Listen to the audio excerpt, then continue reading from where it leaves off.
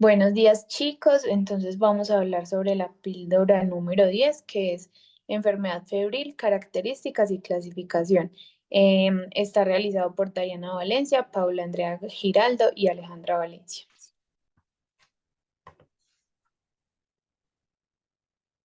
Entonces, como índice, tenemos la introducción, definición, epidemiología, fisiopatología, clasificación, pruebas complementarias, tratamiento y el rol del profesional de enfermería.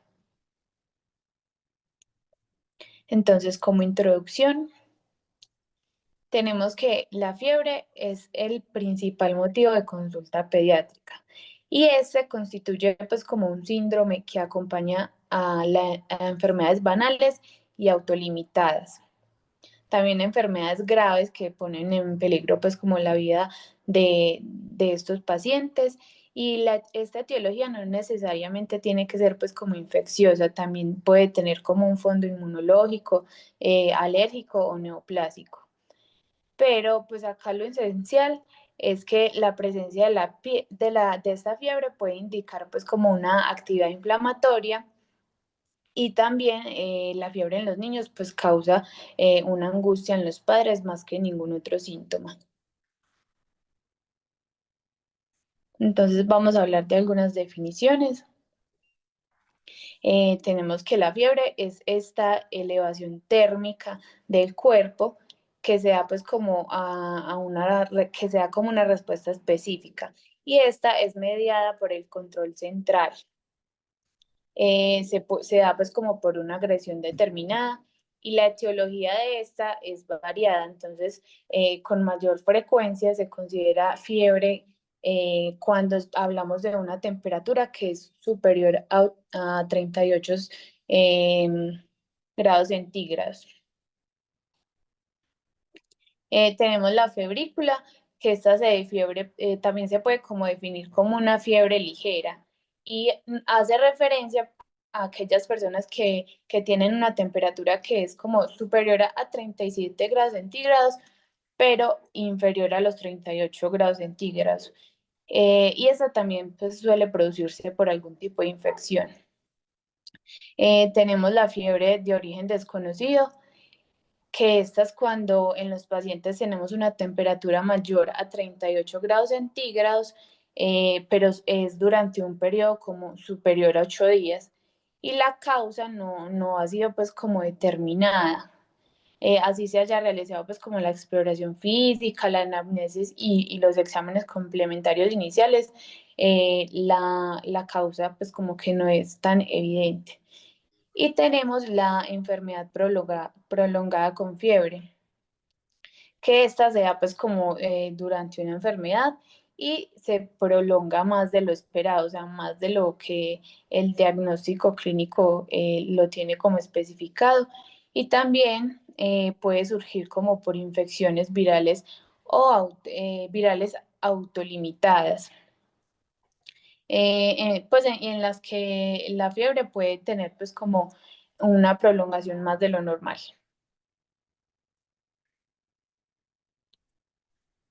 Bueno, ahora yo les voy a hablar un poquito de la epidemiología.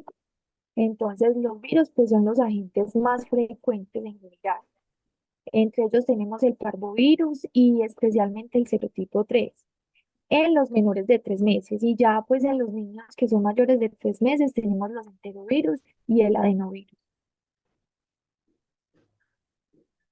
Tenemos que en los neonatos hay un mayor riesgo de una infección bacteriana grave y se desarrolla entre el 20 y el 28% de los bebés menores de 28 días.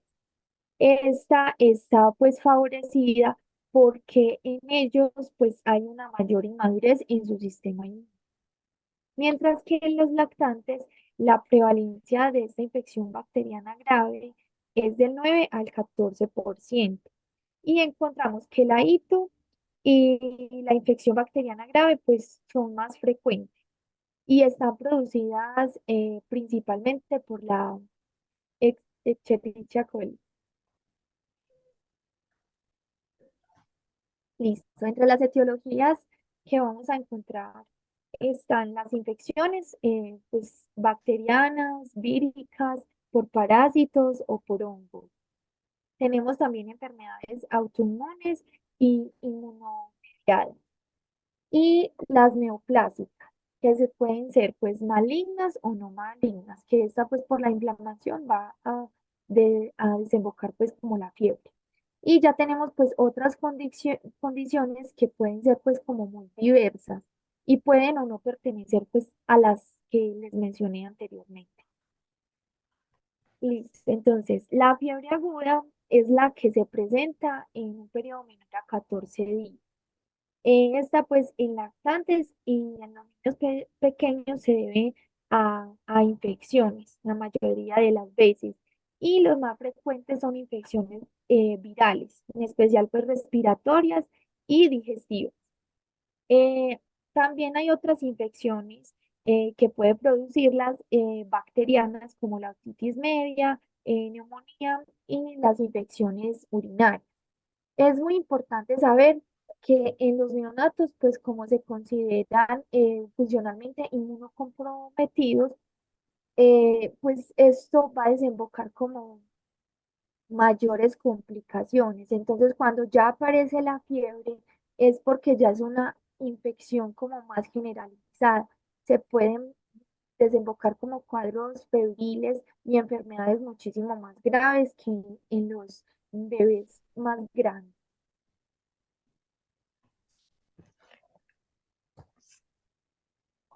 La mayoría pues de los niños febriles de un mes a los 2 años no hay pues como un foco evidente de la infección y suele resolverse muy fácilmente. Entonces casi siempre es como una enfermedad viral autolimitada. Si pasan unos días con fiebre y ya pues ellos vuelven a su normalidad. La principal preocupación en un paciente con fiebre que no tenga foco es que se presente una bacteremia oculta, porque esto pues es muchísimo más grave. Y entre estas, pues los microorganismos que la causan es el Streptococcus pneumoniae y el Haemophilus influenza tipo B. Ya hablando de la fiebre crónica, esta es la que ocurre mayor a 2 semanas, igual o mayor a 2 semanas. Y para la otra, que es cuando los cultivos iniciales y otras investigaciones no logran producir como un diagnóstico, se considera fiebre de etiología desconocida. Es importante pues que saber que las categorías potenciales que causan la infección localizada o generalizada son pues las de enfermedades de tejido conectivo y de cáncer. En estas enfermedades vamos a ver pues como una fiebre crónica que se prolonga mayor a este periodo que ya les mencioné. La vacunación también puede ser una causa por la cual se presente la fiebre, ¿cierto? Pero pues esta posterior a la vacuna pues se suele resolver muy fácilmente. Estas duran unas pocas horas o de un día para otro, que no suele pues como ser muchas complicaciones. Bueno, ya para hablar un poquito como cuál es la fisiopatología de la fiebre. Entonces, hay que entender que hay pirógenos exógenos y endógenos, ¿cierto? Eh, Pirógenos nos habla como de sustancias o de moléculas que hacen que la fiebre se produzca. Entonces, entre las exógenas tenemos pues que hay microorganismos como bacterias, como hongos, parásitos que pueden elevar esto, o toxinas que produzcan las bacterias.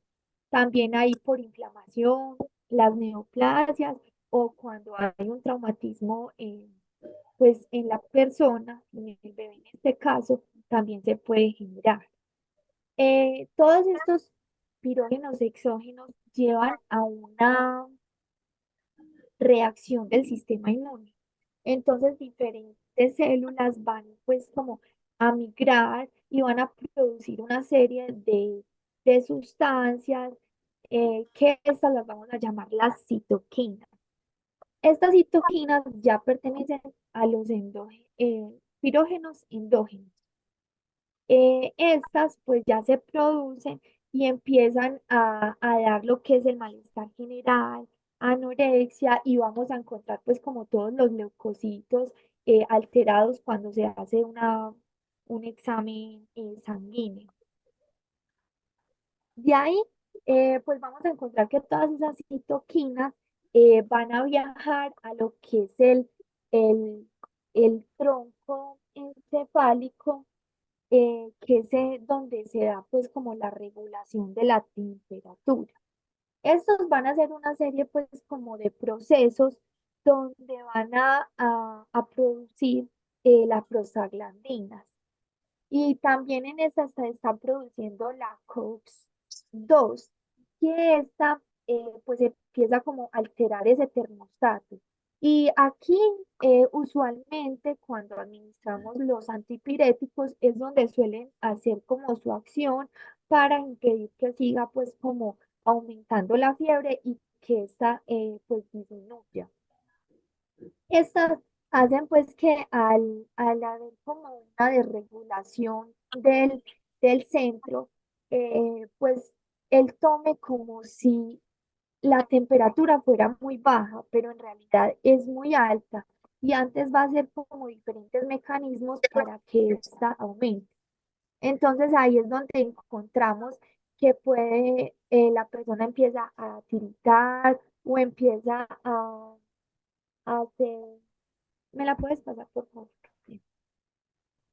Empieza a ver como el aumento de la producción de calor también con el aumento de la termogénesis hepática. Entonces el hígado también va a liberar diferentes sustancias para producir más calorías.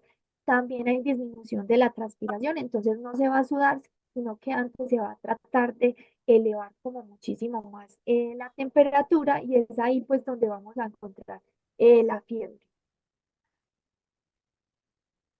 En la siguiente diapositiva, pues está como todo el proceso eh, aclarado. Es bueno recalcar que la fiebre no, pues necesariamente no es mala, siempre no es mala. Esto también es una respuesta y nos puede ayudar a combatir esos microorganismos que pues no toleran las altas temperaturas, entonces nos puede ayudar también un poco en cuanto a eso. Ya hablando de lo que es la clasificación de AEPI, en el módulo 5 encontramos la fiebre. Acá nos recomienda pues como un abordaje inicial que debemos hacer como con estos niños cuando presentan fiebre. Y entonces hay diferentes cosas que debemos evaluar, ¿cierto?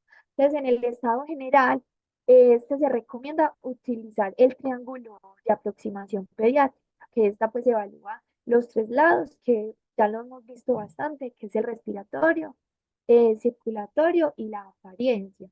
Dependiendo como veamos esto, pues se va a actuar y vamos a ver como qué lados están alterados y el estado del niño, pues como qué tan mal está. La edad del paciente, por lo que ya les comentaba, si es más pequeño, tenemos muchísimo más riesgo de que desarrolle una enfermedad mucho más grave o de que toda, este, desde hace días y no la haya pues manifestado, entonces tenga como un desenlace peor. Antecedentes patológicos, pues que debemos de indagar como infecciones específicas o que de pronto la persona, el bebé, esté usando diferentes medicamentos que puedan estar implicados como en esto. El estado de la vacunación, por obvias razones, un niño que no esté vacunado va a ser peor el desenlace, mientras que en los que estén vacunados, si de pronto contrajo alguna enfermedad por estos microorganismos, pues no va a ser como algo tan exacerbado, no va a ser como tan grave. La procedencia o visitas en las últimas semanas a zonas endémicas. ¿Por qué? Porque esto pues, nos debe dar pie a diferentes enfermedades que se transmiten por vectores, como es el dengue, la malaria, entre otras. ¿Qué características tiene la fiebre? En esta, pues entonces se hace pues como una indagación en cuanto a hace cuánto tiempo la tiene, si de pronto la mamá lo ha medido, sea al tacto o con termómetro y lo tiene documentado, si ha sido fiebres muy altas, mayores a 39 grados, eh, el patrón de la fiebre, si ha sido pues, todos los días o si de pronto le ha bajado por días y lo ha vuelto a presentar. Todo esto pues como para dirigirnos a ver cuál puede ser el motivo que se esté presentando esta. Si ha tenido síntomas acompañantes, pues como rinorrea, vómito, tos, diarrea, entre otras, cefalea, que nos puedan también dar indicios de qué enfermedad puede estar teniendo pues este bebé.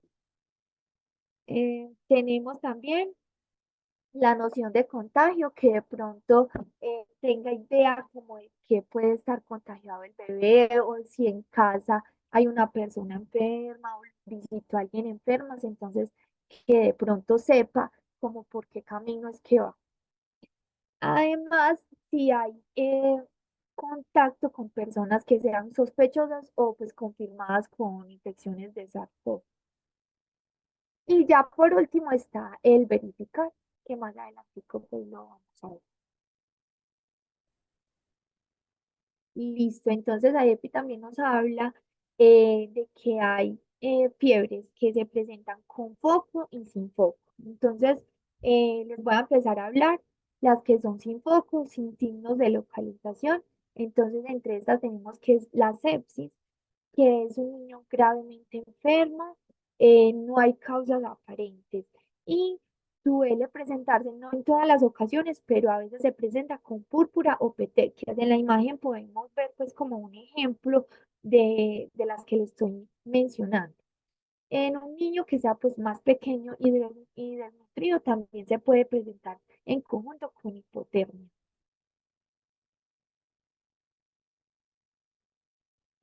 Tenemos la malaria. Esta, pues, en Colombia hay varios departamentos donde reportan que hay, pues, como eh, malaria, entonces es importante también como tenerlo en cuenta, pues, no sabemos en dónde vamos a trabajar, entonces para que lo tengamos en cuenta y sepamos que también puede esta enfermedad presentar fiebre.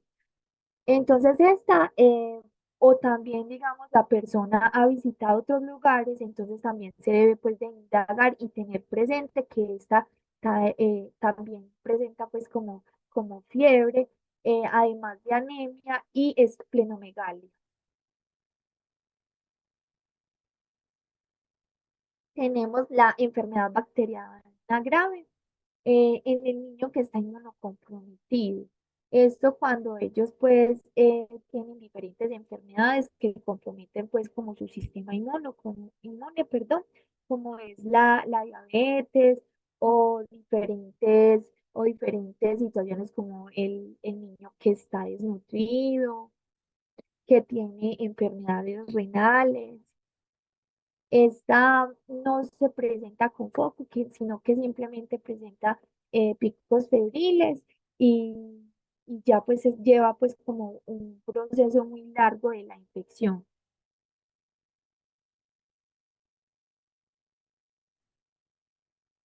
Tenemos también lo que es la neuroinfección, pero ya estas son con foco.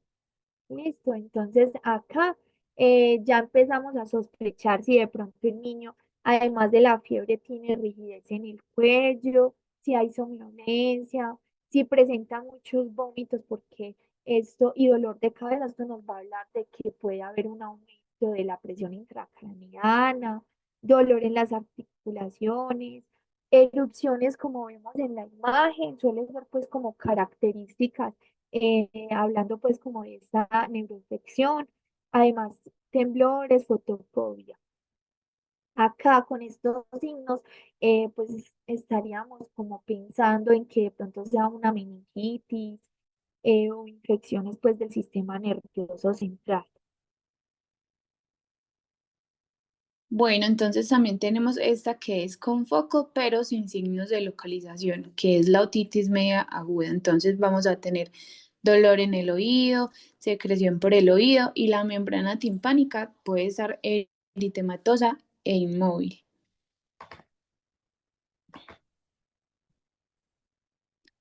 Tenemos entonces la mastoditis, que en esta lo que pasa es que se va a presentar un edema que va a ser pues como detrás del oído y va a ser muy doloroso.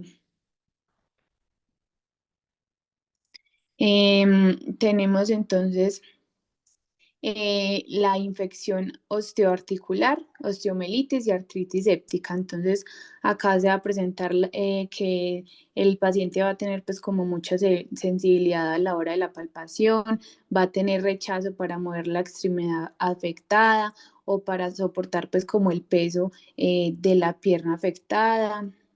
No va a haber como un apoyo como tal de la extremidad afectada. Las articulaciones se van a sentir pues calientes, va a tener mayor sensibilidad a la palpación y también puede estar edematosa. Y vamos a tener una limitación en el movimiento articular.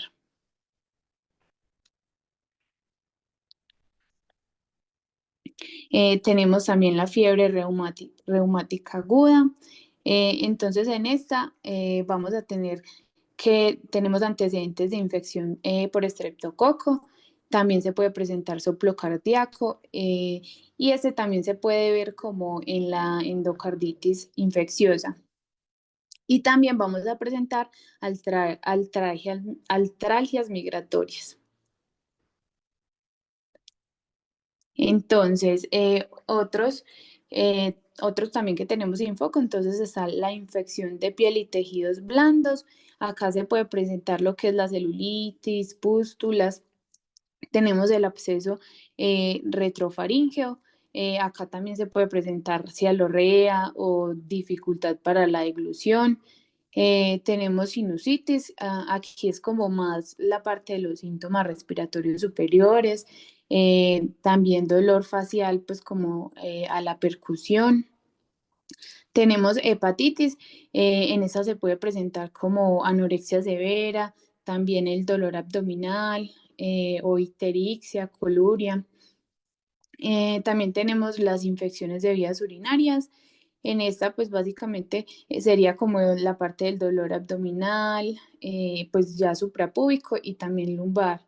También tenemos que el paciente va a tener pues como, va a estar llorando porque durante la micción va a tener dolor y todo esto.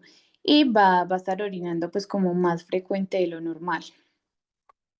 Bueno, entonces tenemos que tener en cuenta que cuando es una fiebre mayor a 7 días, entonces adicional a las causas que ya pues están presentadas que mencionamos, dentro de las causas de la fiebre, también de la fiebre prolongada, también tenemos pues como otras que están los abscesos, que entonces en estos también se puede presentar pues como la fiebre sin un foco obvio de la infección. También se puede presentar dolor local o sensibilidad pues como tal a la palpación. Vamos a tener endocarditis infecciosa. En esta se puede presentar pérdida de peso, anemia o incluso pues un soplo cardíaco o una cardiopatía de base. También tenemos infección por salmonela, entonces acá se puede presentar lo que es la fiebre entérica, que es que tenemos fiebre con diarrea y sangre. También se puede presentar la osteomelitis o artritis séptica. Y también podemos tener como antecedentes de anemia de las células falciformes. Tenemos la fiebre reumática, que esta nos puede provocar falla cardíaca o taquicardia persistente. También puede causar un soplo cardíaco. Y por último, la tuberculosis miliar, que en esta pues se presenta pérdida de peso, anorexia y también diaforesis nocturna. Listo, también tenemos la fiebre con rash, que esta se traduce a prácticamente sarpullido o erupción. en donde se van a presentar estas erupciones cutáneas que son muy significativas en esta afección. Entonces, pueden ser infecciones virales que tengan un compromiso sistémico leve, tos, estornudos, congestión nasal, rinorrea y alina, y un rash transitorio inespecífico. También podemos hablar del sarampión, que cursa con una fiebre alta y un cuadro catarral intenso, con rinorrea, conjuntivitis, con fotofobia y tos seca. Cuando hablamos de cuadro catarral intenso, hablamos de una inflamación en las vías superiores respiratorias, que es un término comúnmente conocido en el área de pediatría. Además de esto, se acompaña con eritema orofaringeo y manchas de Koplik.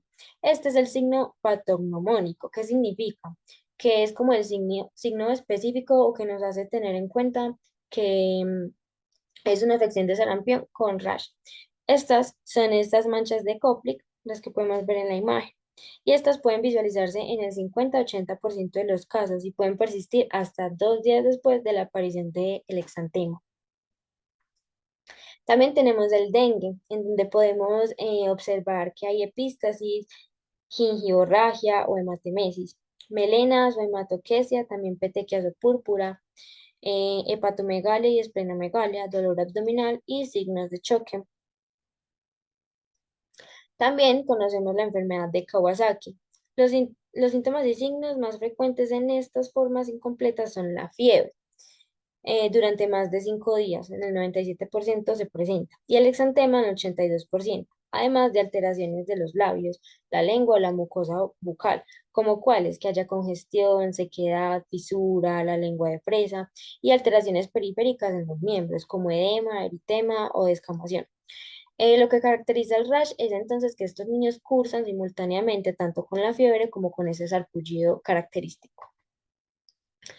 Debemos verificar como enfermeros y como parte del proceso los signos que ayudan a clasificar la enfermedad febril y se deben tener en cuenta aspectos como si es tóxico, si la apariencia del bebé o del niño es grave, se debe evaluar la actitud y respuesta frente a un estímulo social, determinar si hay una rigidez de nuca o evaluar las características de la piel, también la presencia de manifestaciones de sangrado y evaluar el estado de hidratación. Además de la presencia de erupción cutánea generalizada, pues para determinar también como qué tipo de fiebre o signo de localización es, o si hay foco o no. Y se deben tener en cuenta algunos signos que son alertantes, ya que van a demostrar que hay una enfermedad con mayor severidad. ¿Cuáles son estos signos? La deshidratación, signos de dificultad de insuficiencia respiratoria, alteración en el estado de conciencia, oliguria o anuria y mal estado general. ¿Cómo debemos clasificar? Entonces, el objetivo de esta es identificar a aquellos niños y niñas que presentan una enfermedad febril de alto riesgo, riesgo bajo o intermedio. Y asimismo se deben incorporar los elementos para el abordaje de algunas condiciones de riesgo que cursan con fiebre y presentan indicadores claves para la evaluación de los niños que pueden presentar fiebre, otras afecciones y a la vez rash. Entonces, los cuadros de clasificación recogen las siguientes condiciones. ¿Cuáles son? La enfermedad febril de bajo riesgo, enfermedad febril de riesgo intermedio, la de alto riesgo y ya cuando se llega a una sepsis o un choque séptico. Tenemos algunas pruebas complementarias como para confirmar este diagnóstico. Estas son la tira reactiva de orina y urocultivo, hemograma, para determinar cómo están los leucocitos y todos estos factores que nos determinan si hay fiebre, si hay infección, entre otros, reactantes de fase aguda, PCR, velocidad de sedimento, hemocultivo, otras pruebas microbiológicas, radiografía de tórax y una punción lumbar. Tratamiento. Tenemos entonces medidas farmacológicas y no farmacológicas. Dentro de las no farmacológicas podemos hacer paños tibios, baños. No se recomienda rutinariamente para poder aumentar porque pueden aumentar el malestar general, por lo que se pueden realizar, pero no de forma exhaustiva. Se debe evitar el exceso de abrigo, pero tampoco desabrigar al niño, o sea, a término medio, y ofrecer líquidos para evitar entonces una deshidratación. Dentro de las medidas farmacológicas, pues los únicos fármacos recomendados como antipiréticos en los niños son el paracetamol y el ibuprofeno. Y la edad mínima de administración y posología varían en función de los diferentes países en los que se encuentren. Por ejemplo, Si hablamos del paracetamol, la edad mínima de administración varía desde el nacimiento. Por ejemplo, en España es a partir de 2 a 3 meses de nacidos. La dosis tiende a ser de 10 a 15 miligramos por kilogramo dosis y hay intervalos de 4 cada 4 horas, de 4 a 6 horas o cada 6 horas. La dosis máxima diaria son 60 miligramos kilogramos día a casi 90 miligramos kilogramos día. Con respecto al ibuprofeno, la edad mínima de administración varía desde los 2 a 3 meses de edad, incluso hasta los 6 meses. La dosis tiende a ser de 5 a 10 miligramos por kilogramo dosis y los intervalos entre las dosis pueden ser de cada 6 a 8 horas. Y la dosis máxima diana suele establecerse en 40 miligramos en el día. Entonces, el rol del profesional de enfermería. Primero, súper importante, valorar el estado hemodinámico del paciente, los signos vitales y la condición general del niño. Realizar un examen físico completo para identificar posibles causas de la fiebre y una buena valoración. Obtener un historial médico detallado, incluyendo la información sobre vacunas, enfermedades previas o antecedentes. Administrar medicamentos antipiréticos según las indicaciones médicas. ¿Cuáles medicamentos? Los que mencionamos anteriormente, paracetamol y ibuprofeno. Debemos proporcionar una hidratación adecuada para prevenir esta complicación grave de la deshidratación, mantener el ambiente cómodo y tranquilo tanto para el niño como para sus familiares o acompañantes, y se deben educar a los padres o cuidadores sobre los cuidados en el hogar, la importancia de buscar atención médica de forma rápida si la condición del niño empeora, algunos signos de alarma, entre otros. Debemos entonces también registrar los datos sobre la atención que se dieron a los niños, qué se le dio, qué se le hizo, incluyendo toda la evaluación, el tratamiento, los resultados, la educación, entre otros. Se debe monitorear el progreso, hacer un seguimiento constantemente y ajustar la atención según requerimientos. Se debe evaluar y clasificar. ¿Cómo? Según la condición de salud, para así poder determinar el nivel de atención que requieren o las necesidades a tratar. Entonces, IEPI nos cuenta de algunas prácticas importantes en estos niños.